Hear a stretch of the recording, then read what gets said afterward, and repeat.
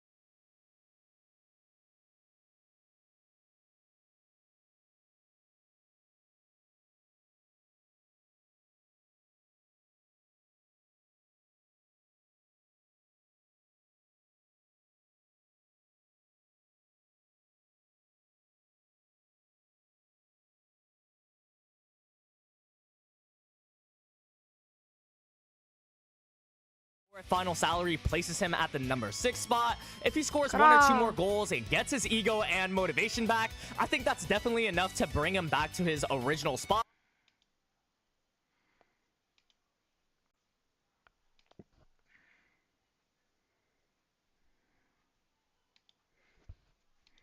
It's been a while since I uploaded a video, but you've probably seen I've been kind of busy. Me and Peterbot won the FNCS Pro-Am. I want to recap the whole event, talk about some of the drama, why were the players locked in skins, did the servers get cyber attacked and DDoS, what were my thoughts on the whole tournament, is Fortnite going to run another one? I also want to kick off today's video talking about how we might have Stable Ronaldo, Lacey, and Mr. Savage as a new trio. This is not clickbait, it is not a content farm, this could actually happen. So, let's talk about let's jump in. Want to level up your Fortnite gameplay, but you don't know where to start? Check out the sponsors. Savage is seriously going down, and I did exactly how you like it. And it's climbing today. Before we even talk about the Pro-Am, let's kick off with the news that we might have Savage traveling to NA to play with Lacey and Stable Ronaldo. Now, that sounds like the biggest impression farm of all time. I was live when this was going down, and I thought everyone in my chat was just getting clickbaited. It was just a content farm, but it actually looks kind of real. It's not guaranteed, it's not locked in just yet, but we had Ron and Lacey calling a bunch of people, trying to get them to be their third because they want to play the NA West FNCS Major 3, so next season. They tried Clicks, they tried Peterbot, they didn't really get too much, but they tried Mr. Savage. At this point, I thought it was going to be a full content farm, but after watching the clips and listening to the conversation, Savage is seriously considering it. I'll play some of the clips and you decide for yourself whether you think this could actually happen. What do you think I should do, bro? I think you should fucking do it, bro. Yeah, well, are you saying that? Savage, you would make 100 grand, bro. Or are you trying to sell my shit? Okay. Well, listen, Ron, Lacey, are you guys ever gonna play other than the actual tournament? Here and there, yes, but we're not. I'm gonna keep it real. We're not scrimming every day. We're not screaming. But I'm gonna be honest with you. I'm gonna scream every day. Yeah, let's go. Okay. So it seems like Mr. Savage has some valid concerns. Are they actually going to lock in practice, or is this just some motivation they've cooked up right now and they're not going to follow through? But he does mention it would be extremely fun to head to LA, hang out with his friends, and then make a bunch of content playing Fortnite, and then could also jump in on the IRL content as well. Remember, Mr. Savage did land on NA West. It's going to be tough. There's only one spot left for land on NA West in Major 3. We've already had 2 good teams take it. We have an ARC team already take 1 spot, and Barker, Pump, and Paz. So 2 of the best teams on NA West have taken the spot, but there's still some other really good teams like Epic Whale who still need the spot. And we've now got word that Bucky, Ocus, and Craze are going to be competing on NA West next season. Bucky was talking about going to OCE because OCE has 2 spots up for grabs. He asked my opinion on this. I waited and said, look, OCE renowned for griefing a lot of people. There's a lot of cheese, a lot of griefers. Teams coming in internationally to try and take free qualification spots, that's probably going to insult them. And I feel like a lot of players on OC with nothing to lose, because the grand finals, half lobby literally makes $0. They're going to make it their mission to make you not qualify. So I think that's not the wisest decision. Australia is also very far away, very expensive, and not the greatest time to be making content for. So I don't think that's the best play, but Bucky, Ocus, and Craze going west makes a lot of sense. But, you know, now Mr. Savage is going west as well. Epic Whale still doesn't have a spot. There are some good teams on west I've got to lose, but Savage has locked down Rezon and Chap as his trio for next season, this season. So that is a very good trio of 3 players who have made multiple lands before. Chap's only made 1, but obviously started popping off very recently. But that trio could definitely make lands. So Savage does have a lot to lose here, but it seems like he's seriously considering, and the content would be amazing. Now, let's talk about the big one, the Pro-Am. This is why I haven't uploaded any video in a week, because I've been in LA locking in practicing for the Pro-Am, and it turns out that was worth it because me and Peterbot just won it. It's very strange to make a video recapping such a big tournament and talking about myself, but we managed to win it. Now, a lot of you wondering, did I expect this? Not really. I mean, Peterbot's the GOAT. I knew if Peterbot went full Peterbot, we would be able to win it because we had a strategy that was just pretty much revolved around just letting Peterbot be Peterbot. I said from the start, I was going to be the llama, and that was my entire strategy. We locked down all of Slurpee going in to Pro-Am. We actually had who were going to take the split to the west there. So we had 2 teams very, very close to Slurpee trying to take the loot around it, but we had 3 practice games at the land before the day before the finals, and in those 3 practice games, Pete pretty much made it his mission to completely key both those teams, so much so that Alia and Mongols dropped further away, and then Rezon and Factors had to go to Dirty Dogs. So we were going to be contested, but Pete is just that scary, and in a reload format where they know that I'm pretty much just going to be farming loot and mats inside Slurpee, Koopy, even if they take down Peterbot, he comes back, I give him a full loadout, he goes again. It's not a very enjoyable experience having to take down Peterbot multiple times, but to actually play your game out. So the strategy ended up working. We started off pretty slow. Our first 3 games weren't too hot. We were actually in 7th place. The clock is ticking, Ethan.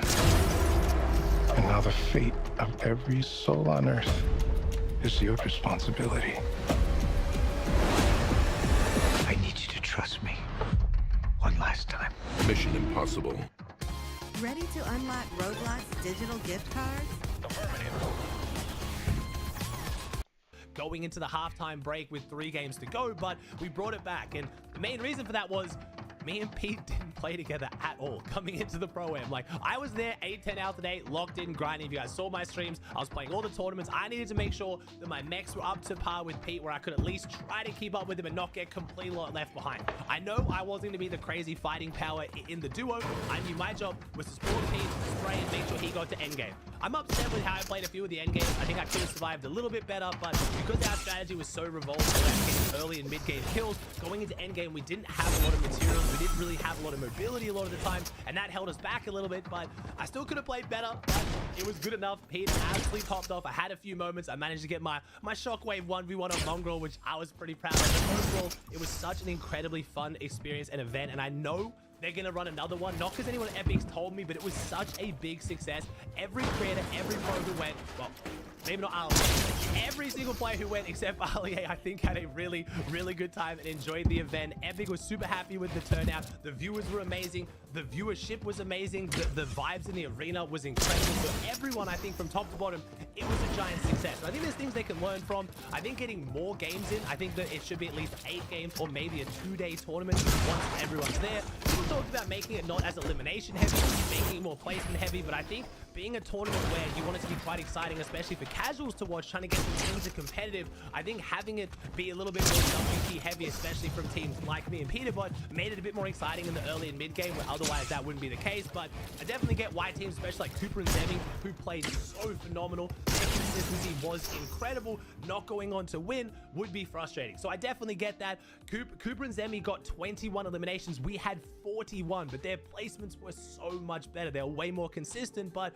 we knew the format going into was very Elam heavy. We played into that, but I definitely get why some people would want to see it be more placement. We had Podesai and Nikov come third. The Frenchies were dominating in the practice room 10 to 12 hours a day, every day. Nikov and Podesai doing 2v2 realistic, running the tournaments. They were the most locked in duo other than probably Cooper and Zemi. They looked amazing. They backed it up with great placements on the day.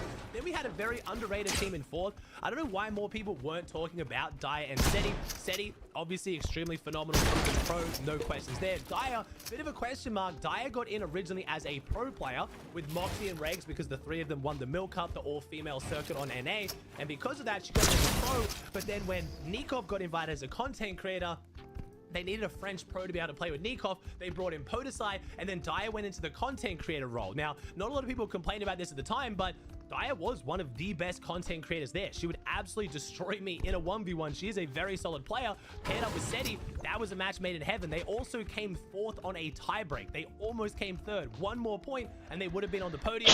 Then we had Ron and Kanata round out the top 5. They got a win. It was super hype. They played really, really well. I know they were a team with a lot of expectations going into it. Then we had Gon and Flakes, the Brazilian boys, in 6th. Thomas HD and Easy could have easily been a top 3. They played phenomenally well in endgames, got high ground, but they kind of had the team pushing them super aggressively throughout the mid games of a lot of their games, which I think hurt their placements quite heavily. Faxity and Rezon Fax did get the call up. He went as a sub.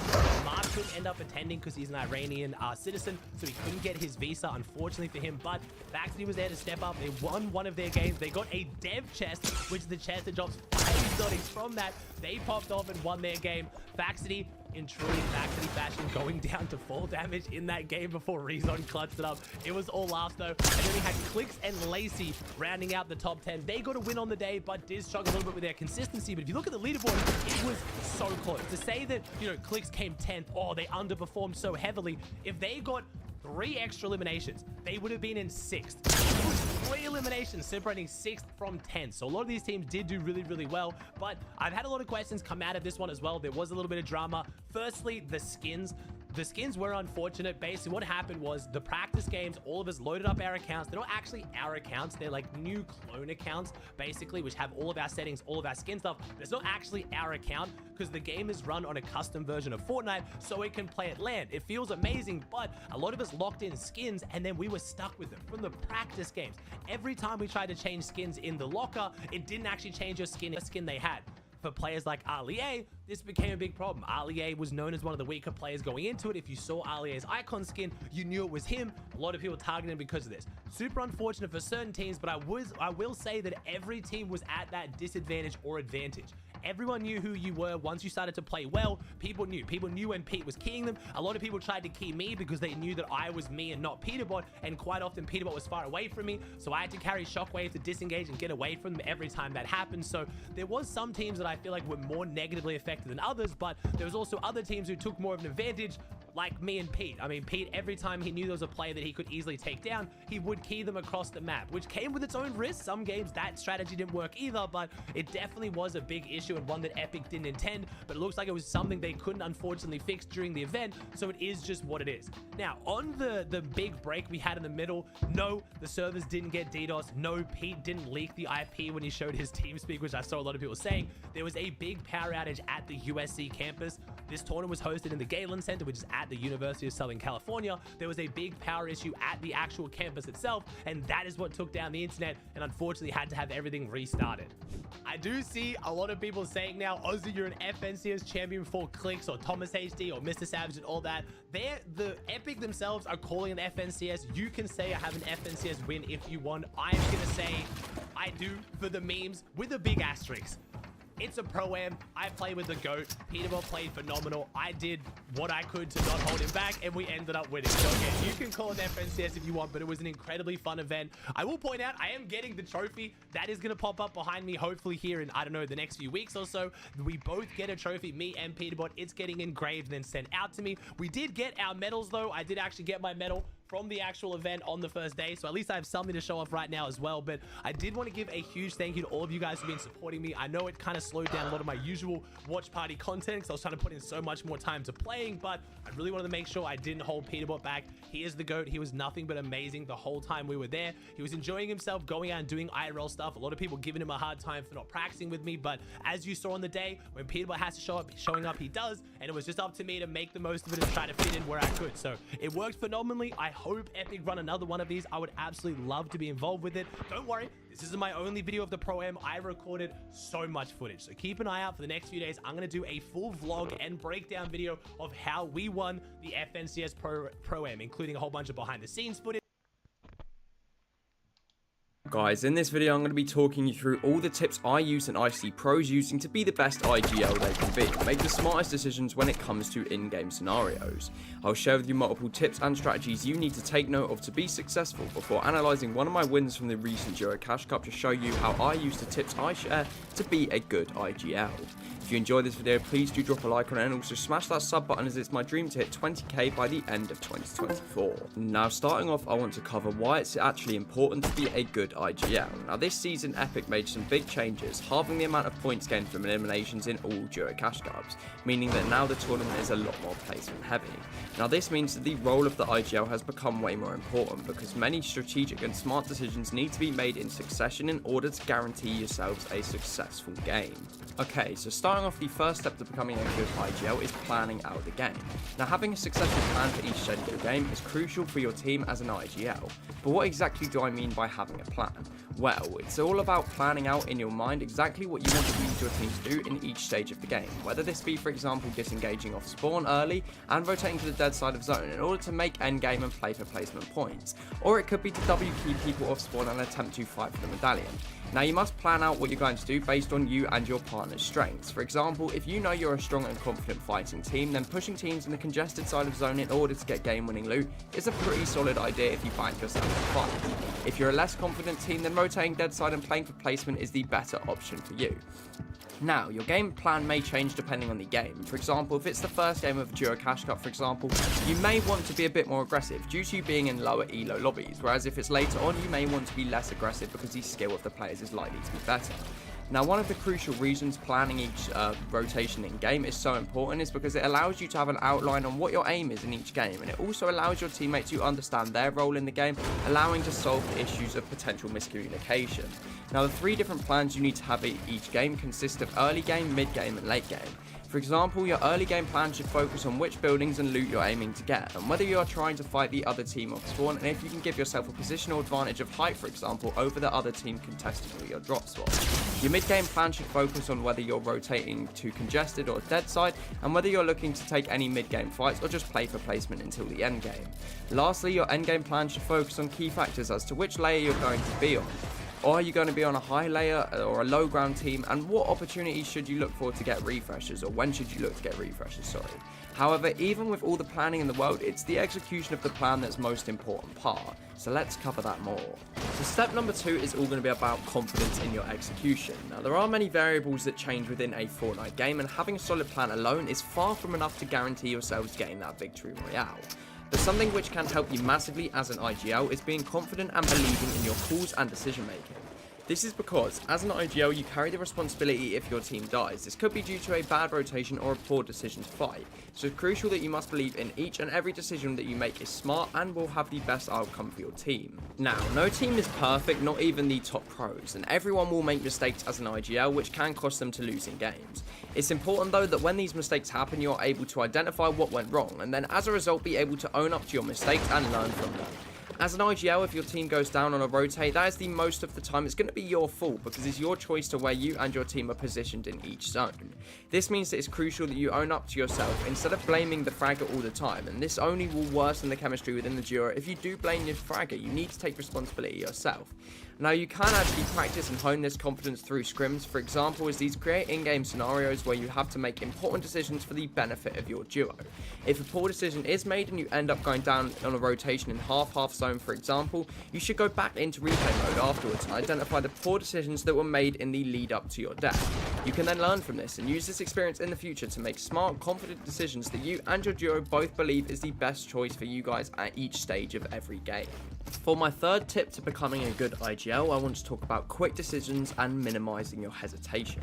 Now, if you have ever watched any pro IGLs play, whether this might be Queasy, Seti, or Booga for example, you will notice that one thing they never do is the key factor of hesitating.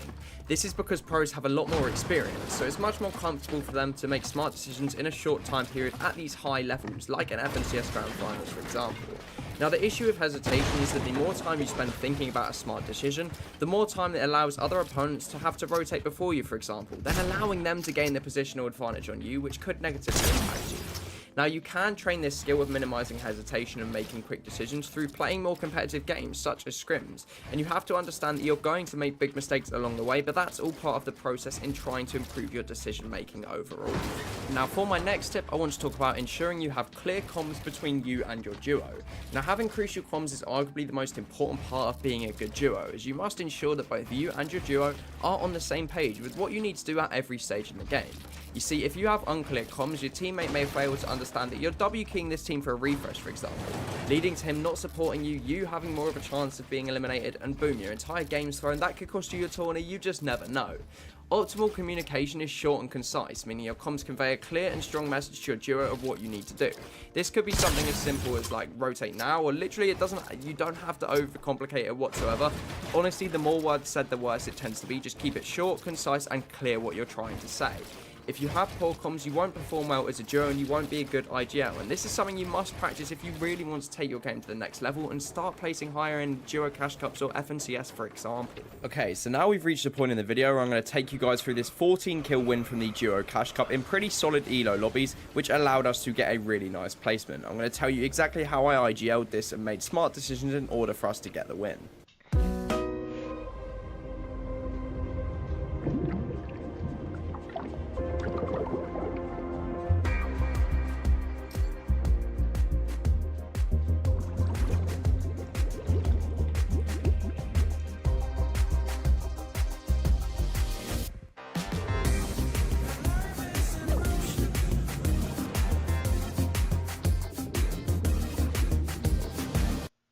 So the first part of the early game strategy here is ensuring you have the best drop. Now, as you guys can see, I've used my drop map to ensure that I am dropping first, and I know that me and my teammate Alpha are the lowest 2 players. So we're easily able to grab this burst AR, and from there, we're basically gifted a free kill down here on Zeddy, and that allows you just to start off your game with a free elimination on the team that's contesting you off spawn. Now, prior to the start of this game, I'd already laid out to Alpha that we're going to be W-keying the teams off spawn because we want the elimination points. So as you guys can see, we just proceed to get a couple kills on a couple solos down on low ground, and that is us wiping the entire of Reckless Railways just like that. So we have won our spawn completely. So moving on now to the first of our 2 mid-game objectives, which I had set out for us. It was going to be capturing the forecast tower, and we're lucky that there's a fight already going on. So a simple 3-2-1 from me and Alpha at the same time allows us to pick an easy elim on one of the teams that is fighting for the forecast tower. Then I simply go in and get the finish on this elim, and then we can rotate out and focus back on our objective. We don't need kills right now, we need to focus the forecast tower. So as soon as the bots spawn in, we get that kill, redeem the key card, and forecast this season, as I've explained in many of my videos before, is a massive advantage because there is no rotation, obviously, with the jetpacks being removed. So having forecast is great, and now we know we're playing for the win in this game. So now at this moment as an IGL, I'm thinking, right, we have the forecast tower, and now we need to secure game-winning loot. There's not long left of the tourney. We need to get our hands on the wrld medallion and the mythics in order to win this game. I see the medallions fighting, and we pick up one easy free kill here before getting involved in the fight. Now, I know because we're coming in as the third party that it's likely the other players involved in this fight are extremely weak. So I simply grab my loot and then begin to pressure the other 2 players that I know have the medallion. So again, all we're doing here is we're waiting for Alpha to back us up. Here we go, then we're going to apply pressure onto this player from different angles. We take the wall, bam, get the crack. And from here, it's just as simple as, you know, they're both extremely weak. We knock one. And if we switch to my POV, you guys will see that we managed to take down both of this duo by dropping them out as simple as. Now we've gained ourselves all the 3 medallions, and we have that game-winning loot that I'm talking about to go on and win this game. Next, I want to talk about a mid-game rotate, which we did. So as you guys can see, the zone pulls up here. And during this time where we're sat in the bush, I'm explaining to Alpha exactly the rotate we're going to make. I know this team up left is going to look at us, so as I said to Alpha, just block off all angles in wood. We need to rotate deep into the zone, as this is going to be where the least congested part of the zone is. As you guys can see, most teams are on the opening part of the zone here, and if we rotate deep up here where the storm is currently and opening up, that's going to be very uncongested. So like I always say, wood will always come back. You can always refarm wood wherever you are on the map, so make sure you use it in order to block off your angles from opposing teams. And using this strategy, we get a free rotate here into the dead side of the zone. So now once I'm in height, I've built a massive surge base, not for storm surge, but for the reason that we can apply pressure to a bunch of other players up here. We have the medallion, we have everything we need, we just simply need to be on height and make use of our spray weapons that we've got. You know, we've got a gold burst and a purple burst. This is a great opportunity with the mats we have to look to get tags on other players on height. As you guys can see, me expanding because I know where the next zone's going to pull for forecast. This is an example of how to use forecast. We're positioned right here. We know the zone's going to pull right here, so we position ourselves correctly so we don't have to rotate far to next zone. And then we have a free opportunity to beam people on rotate. So lastly, I'm going to dissect the entire last 3 or 4 minutes of this endgame in which we are on high. You can see that I've told Alpha here his job is just to keep us fizzed as a team so we don't die to full damage if we do get chopped. We are looking to get some refreshes, but at the moment our mats are pretty solid. As you guys can see, I've still got a solid amount of mats to be on height.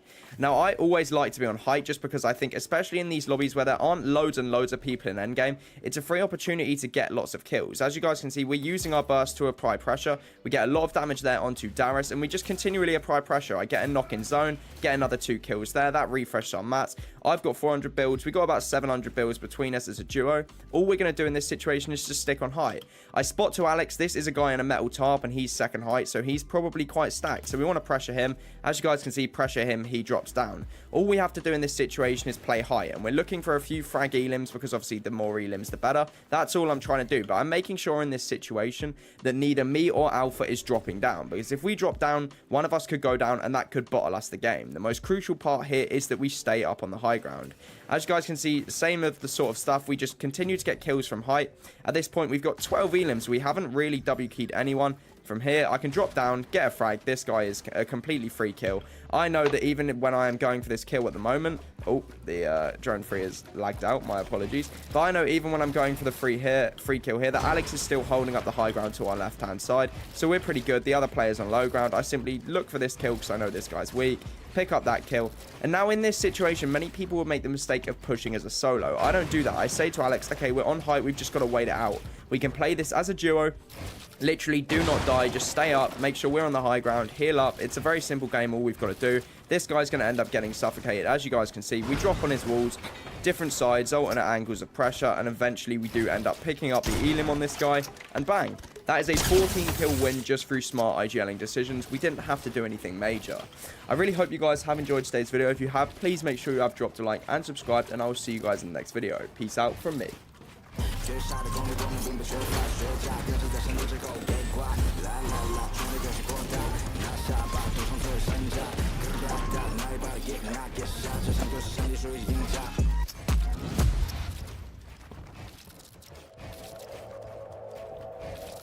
See, like straight talk. Straight and narrow.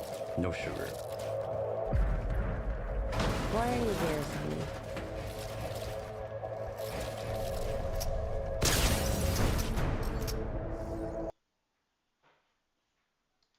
Not worth to watch the Blue Lock anime anymore? With Season 2's release, Blue Lock fans were hyped to see Blue Lock start airing again after 2 years, but people were quickly disappointed by the animation. After 3 episodes of the second season, the animation was worse than the first season, and most full animation. Everything from the running to the actual goals itself were just PNGs, making the movement feel really dull and flat compared to last season. For a football anime, people were sad to see the lack of movement, and since this is the first game, it may be a sneak peek for what's to come for the rest of the anime. Because of this, fans of Blue Lock have said it is not worth to watch the anime anymore, because if it's just gonna be pictures, they might as well read the manga. And with how good the art in the manga is, people have become fans of Blue Lock in a different way. In fact, Blue Lock results for the manga have increased ever since the second episode, so is it not worth to watch the Blue After 2,029 days, Fortnite brought back the rarest item in history.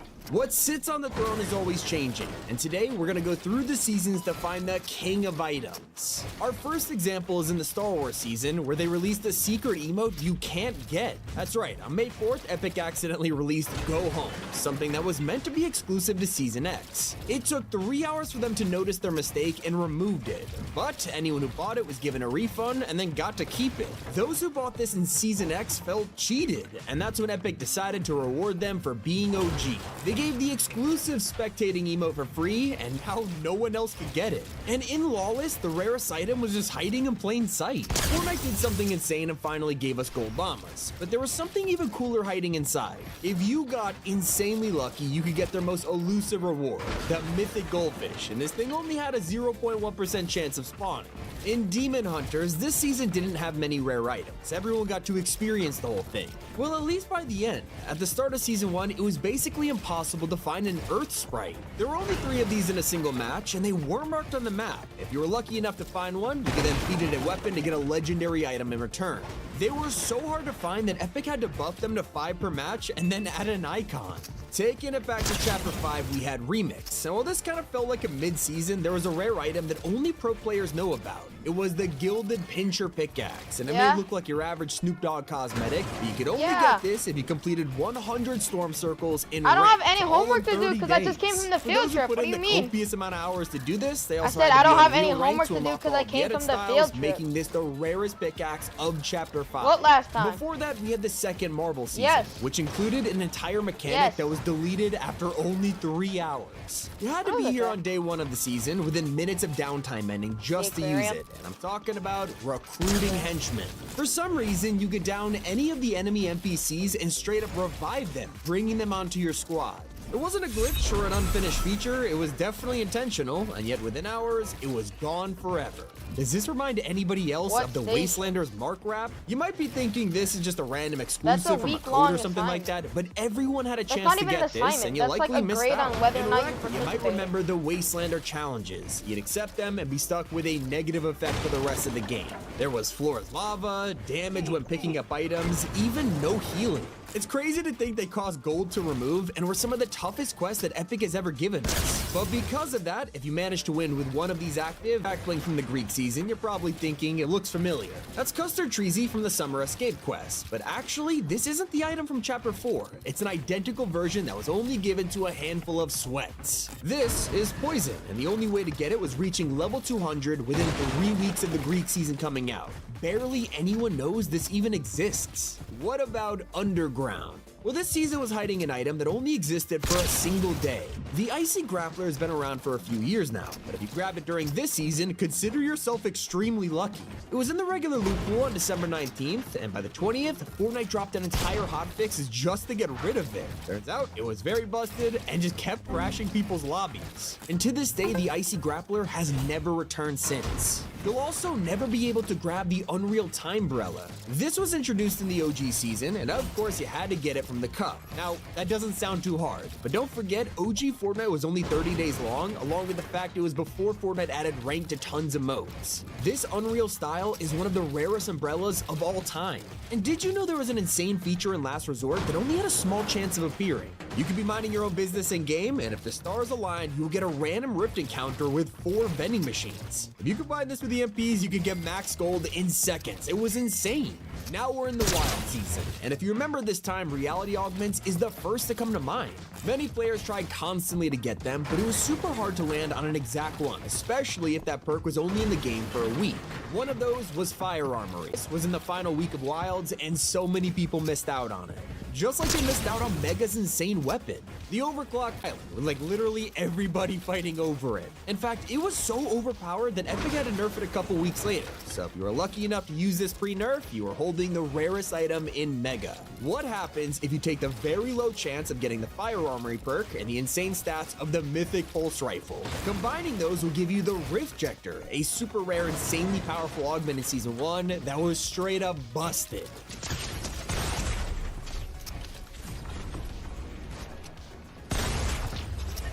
The Chrome season. Now, there were a ton of problems with it, but the biggest issue was how Epic kept adding glitched items. One of these was the Dial-A-Drop, a revolutionary way to call in 3 different types of supply drops, from heals to weapons and even pickup trucks. Well, it was fun while it lasted because we only got to use it for a week before it was vaulted, all thanks to an infinite loot glitch. What about vibing?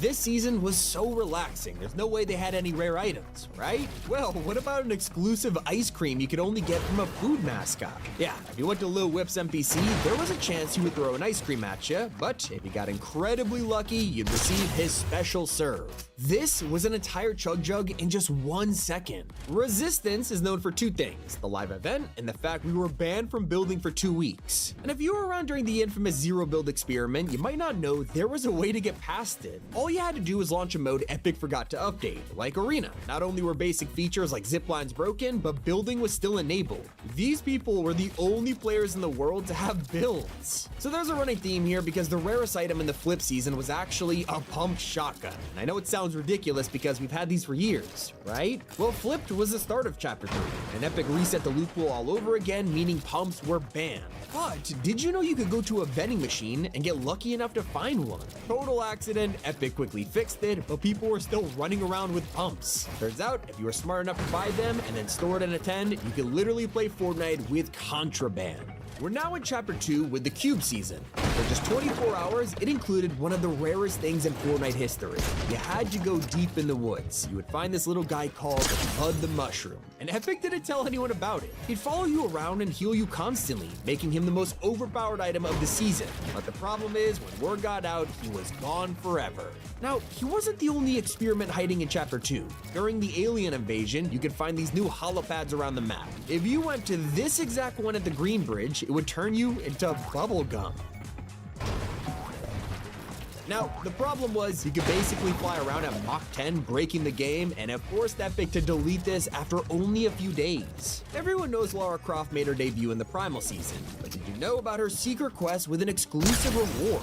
Well, once you unlocked the outfit, you had to wear it in a game, go to Aurelia's tiny island, and be lucky enough to steal her gold scar. If all of these ducks were in a row, you'd be given the golden Lara Croft skin. Epic never even told people about this quest, so not many players have it.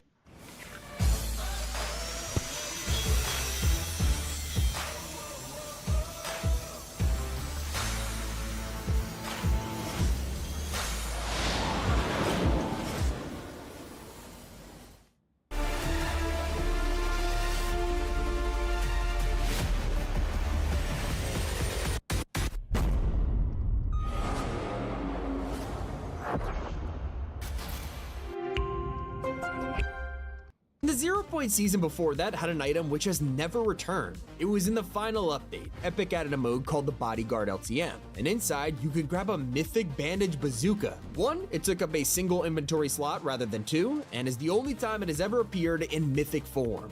The first Marvel season, there are so many items in the loot pool that everyone forgot about fire traps. It was a brand new trap, and considering Epic only makes a new one like every few years, it was a big deal. Yet barely anyone found them, and if they did, they probably didn't pick it up. This is one of those items that sucks so bad that Epic straight up never brought it back. Now, if you're a regular viewer of my videos, first, thanks so much, but also, you have definitely heard me talk about the mythic mushroom before. It's no surprise this is the rarest item of the flood season because it was only in game for 2 hours, had a 0.01% chance of spawning, and gave you this existed. While you're running around Fortnite, you always have to look out for someone with a fully gold Agent Peely. That's because chances are you probably won't find one.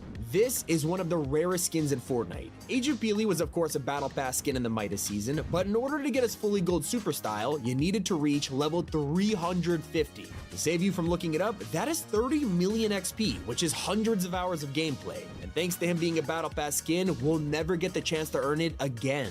One season before that, we were freshly introduced to Chapter 2's new map and a completely different loot pool. This meant that fans never realized the mythic goldfish was hiding the whole time. You had to constantly fish, and even then, you only had a small chance of grabbing it. And by the way, I mean a 1 in a million chance. Fortnite never told anyone about this thing, but they did warn us about Season X's rarest item. So to promote the end event, they introduced an important member of the 7 called Paradigm. She was exclusive, making her the first limited time item shop skin in history. And this held true for many years until one day they added her back for 1 hour by mistake. So to apologize to all the OGs, they designed a purple edit style, and owning this proves you have the rarest item of Season X. It's kind of like if you own this item from Season 9. Many of you have probably seen this artwork before, but is it in your locker? This was a prophecy that was revealed more and more every day thanks to Fortbytes. You had to complete a daily challenge to get a piece of the puzzle, and after 100 of these, you would finish the loading screen and unlock it. So now, this iconic artwork is actually the most exclusive item of its time.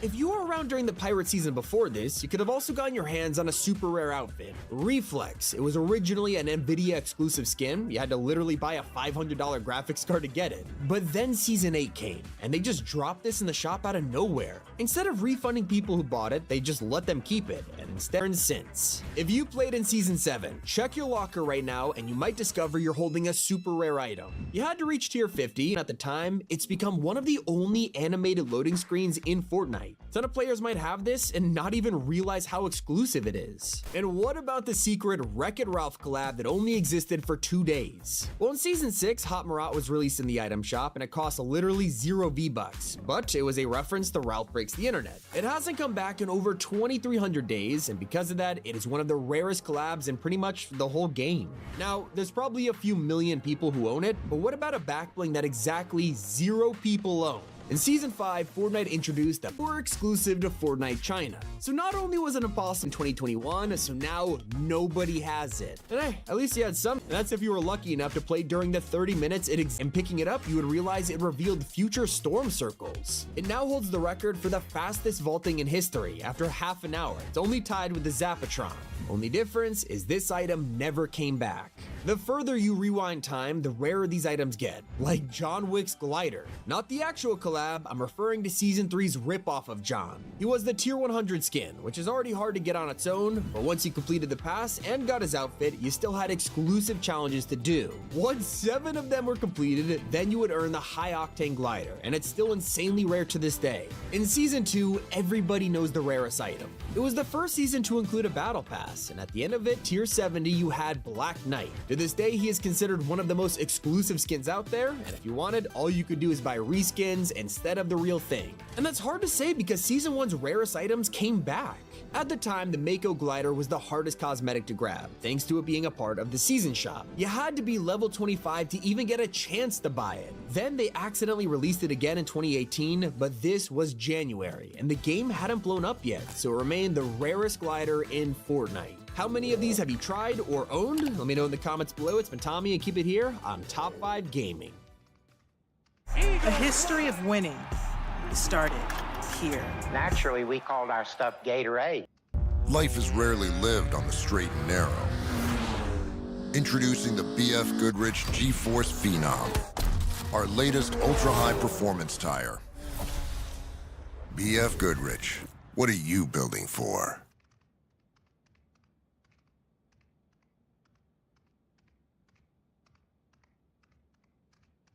Flow state in Blue Lock brings out a player's best abilities and inhuman plays that aren't normally possible. From going solo against the whole team to making impossible shots, players in the flow state have made some of the best plays in the series. It's one of the most important parts of the series, so why not go over every single flow state in Blue Lock, ranking them to see which one really is the best. Now, how we'll find out who has been in the flow state are through these special eyes. We'll call these the flow state eyes, which looks like a bunch of lines coming from the edges of their eye. I really don't know how to describe this. Every time these eyes pop up, it's quite literally said that they are in the flow or they are making their best plays, so we consider it as the one and only flow state eyes. So every occurrence of a player having these eyes will be on this list. If it's not these specific eyes, then they're not here. It's most likely not flow state. Anyway, starting off with the worst flow state in all of Blue Lock, it does hurt me to say, but it's gotta be Gagamaru's flow. This video is about every flow state, so we have to cover any character or moment where we see it. Our one and only goalkeeper Gagamaru's flow state was in the Ubers game, where he blocked Baro's Predator's eye shot. This was him entering the 4th dimension, predicting and analyzing how Baro was going to shoot. His eyes turn into the flow state eyes, and he blocks Predator's eye. Yeah, that's absolutely insane for a goalkeeper. Gagamaru is the GOAT. This might be the hardest list to rank though, because all of these flow states are genuinely insane. It's the best plays in all of Blue Lock. Gagamaru's flow was just one save though. There isn't really anything to it besides that. And when you compare it to the others, you can just see he's only done one thing, so he's gonna be at the bottom. The next flow is Mikage Ryo's flow in the Manshine match. This is the complete opposite of Gagamaru's flow, where Ryo pulls out a whole bag of tricks instead of just one single thing. Ryo's performance was actually really good in the flow state. You can see him do multiple things like hitting a game-winning assist to Nagi, unlocking a temporary metavision, as well as just increasing his level of playing. He used his copy weapon while in the flow state to get past all of Bastard, even outplaying Isagi one time and beating him in terms of reflexes. It's pretty low on the list though, because even though he made more plays, all of it was stopped by Isagi shortly after. Metavision is also something the other players can constantly use the whole match, so for Ryo only to be able to unlock it while he's in the flow state kind of docks off a few points. And lastly, his flow only unlocks with Nagi. It wasn't that big of a game changer. He simply made an assist. But assist me, y'all, and assist yourself by hitting that subscribe button. You'll be getting everything about Blue Lock from the manga to the anime on this channel, so make sure you hit the subscribe button. Alright, our 10th flow state is gonna be Mr. Shutdown himself. Aiku, the best defender in Blue Lock, has shut down some of the best plays while in his flow. The only time we see Aiku in the flow was during the U20 match, when he defends against Rin and he gets his cheat code ability, where he can see the winning percentages and whatnot. He also unlocks metavision in his flow, and unlike the it permanently. So Aiku was literally a pioneer of metavision. He ran the streets. The amount of things he did in flow as well was just insane. You don't need to hire a detective to see who killed Blue Lock. It's painted all over Aiku's hand, because not only does he defend one shot, he cleared the ball twice and somehow made a pass to Sai. Unfortunately, Aiku really doesn't do much after that, but in the moment of his flow state, he absolutely carried on defense, so he's number 10. This is probably the take that will get your pitchfork and torches out, because I'm putting him super low. This is Shido Ryusei's flow state in both the U20 and PXG match. But you really have to hear me out here, because in all actuality, Shido's flow state isn't really that good. Shido's flow was the first quote-unquote flow state that we see in the series, so I guess he pioneered this. Look at this, we created this moment. There are two occurrences of Shido's flow state. Obviously in the U20 match where he scored the Big Bang Drive, and most recently in PXG when he scored the diving header.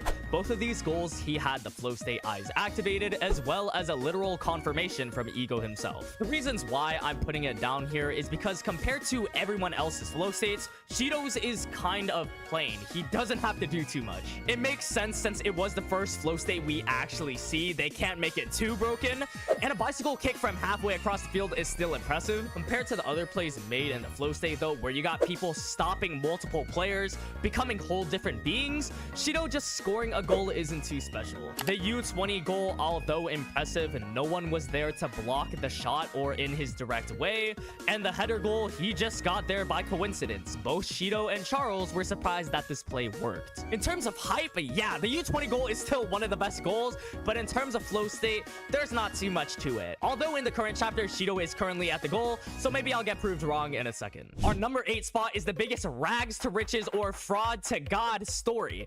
Kunagami's flow is probably the most underrated one, especially when it comes to impact on the game. The 2 times we see it,